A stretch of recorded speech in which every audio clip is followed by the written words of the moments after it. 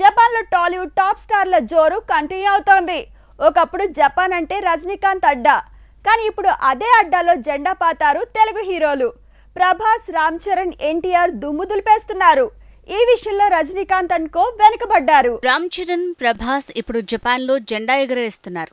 RRR అక్కడ వసూళ్ల వర్షం కురిపించిన Indian సినిమాల లిస్టులో నంబర్ 1 అనిపించుకోవటమే కాదు, అక్కడ ఓ సంస్థ నిర్వహించిన పోల్లో నంబర్ 1 అనిపించుకున్నాడు మెగా పవర్ స్టార్. ఇక జపాన్లో టాప్ 3 హీరోలు ఎవరంటే రామ్ చరణ్ నంబర్ 1 ప్లేస్లో ఉన్నాడు. నంబర్ 2 ప్లేస్లో బాహుబలి ఫేమ్ ప్రభాస్ నిలిచాడు. ఇలా ఇద్దరు టాలీవుడ్ హీరోలే జపాన్లో జెండా పాతేశారు. నంబర్ 1, నంబర్ 2 అంటూ జపాన్లో తెలుగు హీరోలు సందడి చేస్తుంటే మూడో స్థానం దక్కించుకున్నాడు బాలీవుడ్ స్టార్ అమీర్ ఖాన్. అది కూడా తన గత చిత్రాలు 3 ఇడియట్స్, పీకే వల్ల ఈ గుర్తింపు దక్కింది.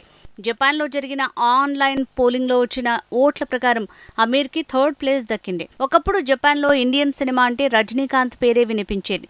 ముత్తు అప్పట్లో అక్కడ సెన్సేషన్ హిట్.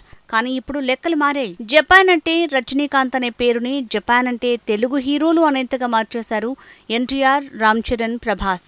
RRR, బాహుబలి సక్సెస్తోనే ఇది సాధ్యమైంది.